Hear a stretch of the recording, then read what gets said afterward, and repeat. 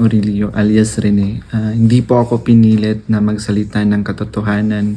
Kusang loob ko pong inilalahad ang mga nagawa kong kasalanan at mga plano laban kay Pastor Apollo C. Kibuloy at sa Kingdom Ministry.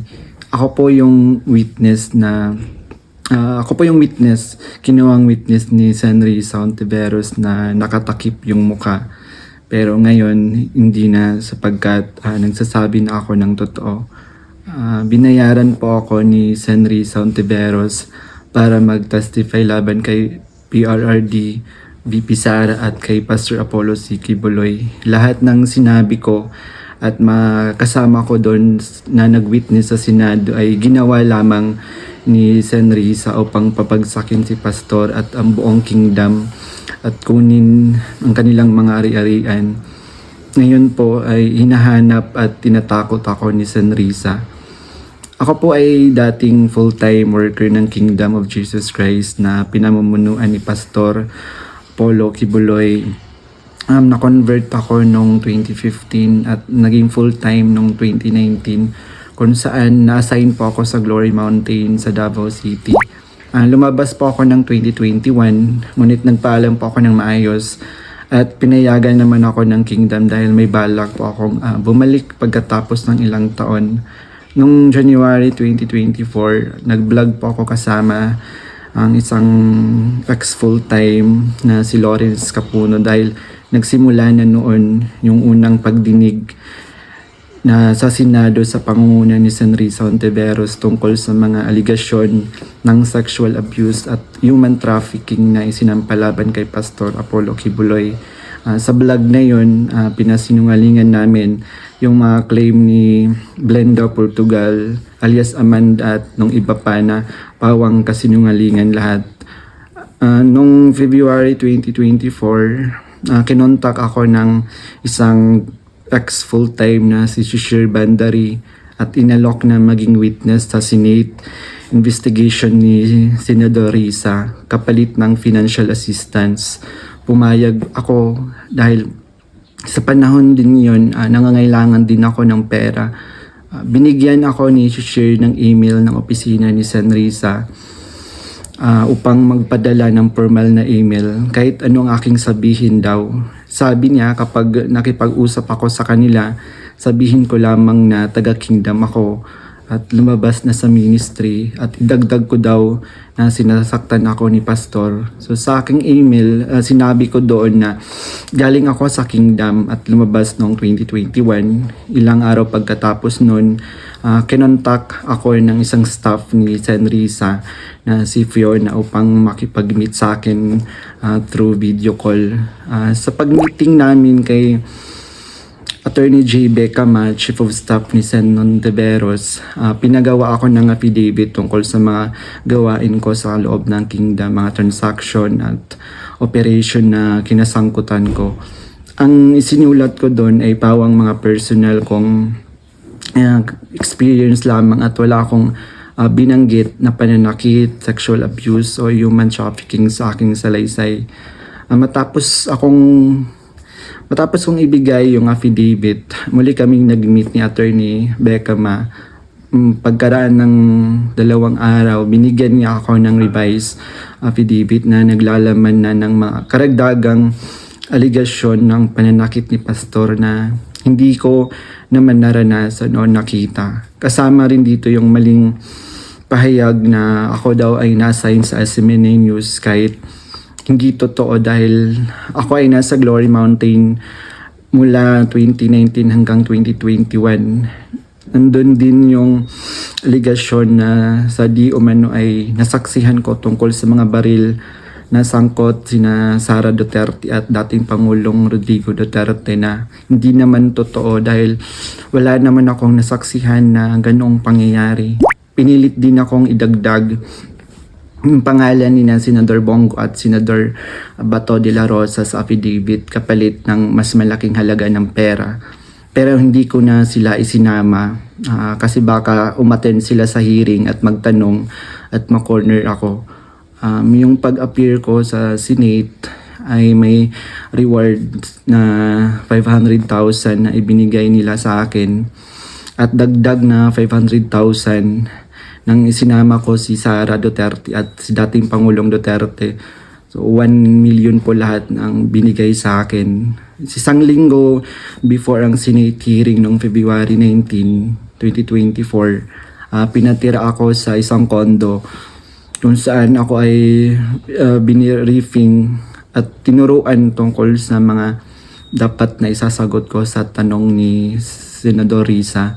So sa araw ng hearing, umiyak ako dahil sa konsensya habang binabasa ko yung script na alam ko naman na hindi totoo at hindi ginawa ni Pastoro ng Kingdom. Pagkatapos ng hearing, tinago ako ni Sen Risa sa kanyang condo sa Manila at inutusan na maghanap pa ng ibang pwedeng maging witness kapalit ng pera dahil may mga susunod pang hearing. Sa buong taon ng 2024, nanirahan ako sa condo ni Sen Risa at nung January 2025, lumipat ako pansamantala sa isang safe house kung saan nakasama ko doon sina Mutabato at iba pang mga biktima ng extrajudicial killings. So sa bawat research o information na aking naibibigay sa Senado, nakakatanggap ako ng rewards na 12,000 na ibinibigay ni Sen Risa sa pamamagitan ng kanyang staff na si Sir Ryan. So sa kabilang sa mga na-research ko, nagawa kong research yung inimbentong Angel of Death daw ng Kingdom na inimbento ni alias Jackson, si Edward Masayon. Kabilang doon yung na-research ko yung mga member at yung mga general na nag-courtesy call kay Pastor. Nung August 29, 2024, nag-dinner meeting kami nila Blenda Portugal alias Amanda, kasama ang kanyang legal team na sina Attorney Joanna Paula Domingo at ng Office of the Special Assistant to the President at si Attorney Ian Interina at yung kasama yung abogado ko na si Attorney Ange May Bagudio sa isang hotel sa Quezon City. Pinagplano nila kung paano idiin ang kaso ni Pastor at ininganyo akong mag-file ng kaso. Sabi ni Attorney Domingo na mas maganda mag-focus kami sa human trafficking dahil mahina ang kaso sa sexual abuse. Sabi pa ni Attorney Domingo na matalik siya na kaibigan ni Attorney Pearl Angelica Canada na dating abogado ng Kingdom at dating namuno sa Jose Maria College. Ayon sabi ni Attorney Domingo, sabi sa kanya ni Pearl na umalis na sila sa Kingdom at alagaan mo daw si Amanda at siya na ang humawak ng kaso laban kay Pastor. Kasamang kanyang kapatid na si Attorney Lady Jade Canada at si Shishir Bandari sa US na nabanggit ko na kumontak sa akin upang siraan si Pastor.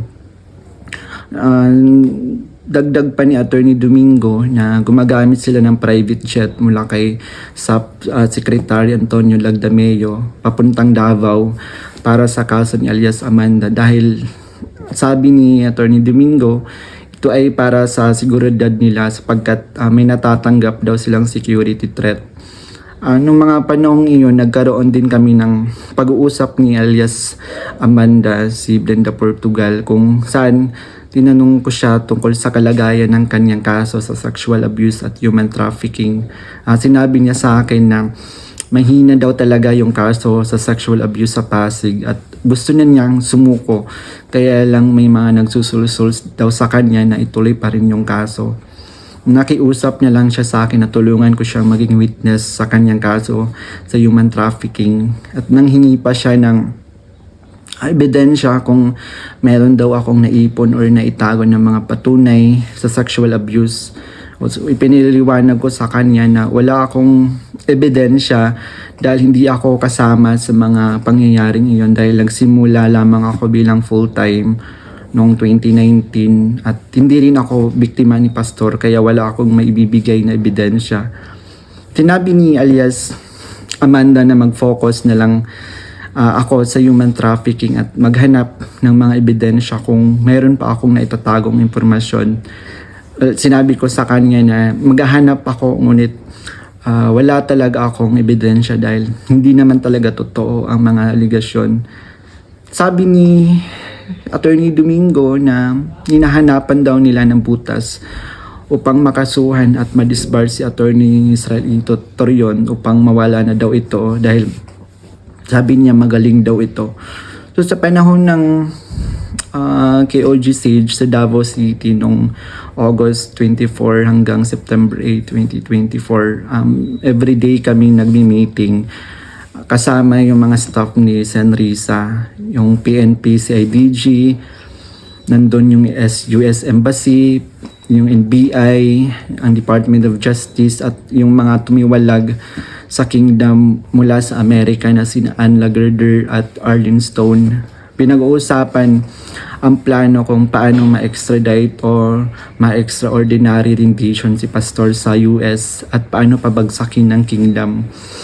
Ang pangunahing pinag-uusapan mga meeting ay ang plano sakaling mahuli si pastor ay ang plano ay agad siyang extradite sa US at bawiin ang kaso na isinampa ni alias Amanda upang mapabilis ang extradition ni pastor kapag siya ay nahuli. Subalit, hindi ito natuloy dahil sa pag-aalala sa US na maaaring manalo si Donald Trump sa panahong iyon na nagdulot ng paghina ng kanilang connection sa gobyerno ng US.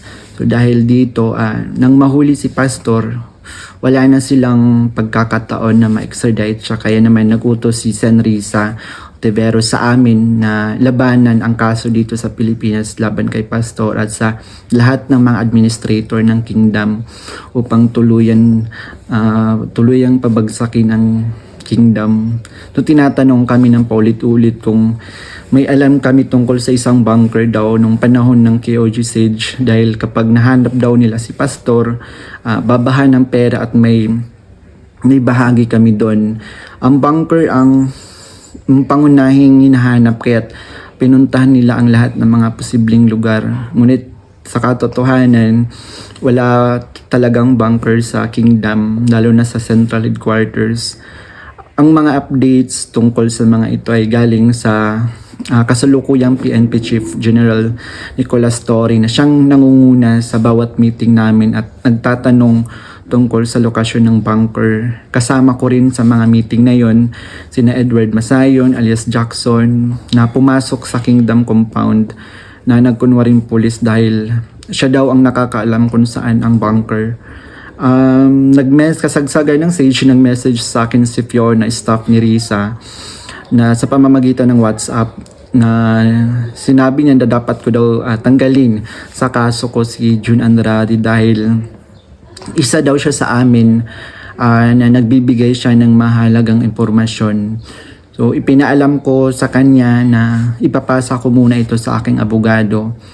Pero ngunit isang linggo pagkatapos nun, tinanong ulit ako kung may contact ako sa kingdom dahil hindi na raw mahanap si June Andrade. Hanggang ngayon, hindi na siya natanggal sa kasong pinafile sa akin.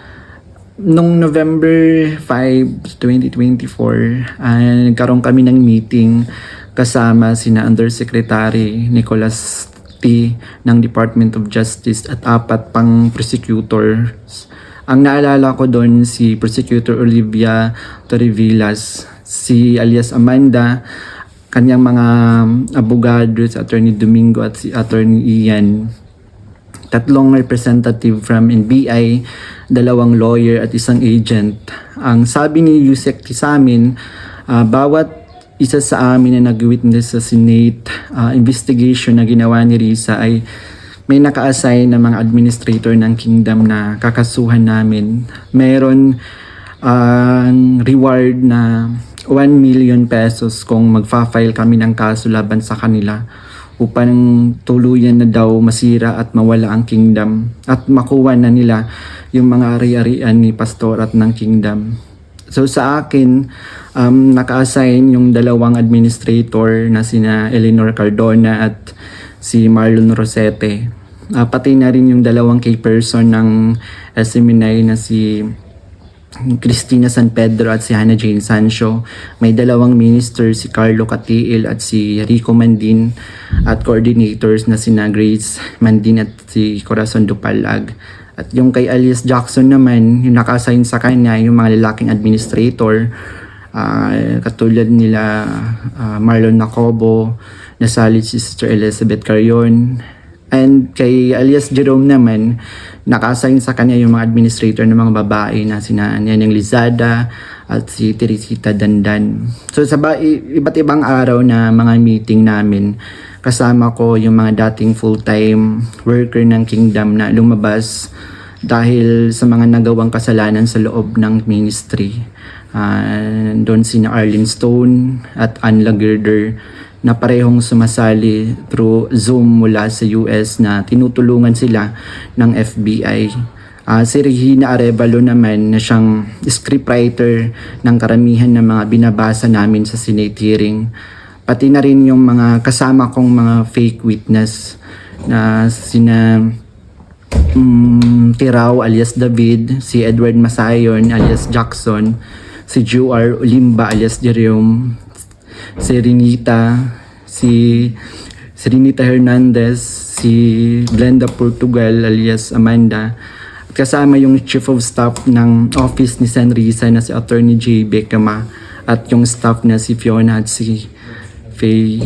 So hanggang sa ngayon, paggawa ko ng affidavit, patuloy ang surveillance at mga planong raid sa mga ari-arian ng Kingdom, kabilang ang mga Kingdom Light Congregation sa iba't ibang bahagi ng Pilipinas, yung SMNI building sa Makati, yung KOG Central Headquarters sa Davao.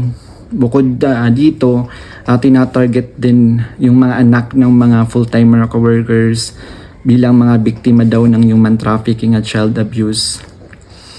Ngayon po ay lumalabas ako upang ilahad ang katotohanan na ang lahat ng ito ay gawa-gawang kaso at plano lamang pabagsakin si Pastor at ang buong Kingdom Ministry at kunin ang kanilang mga ari-arian.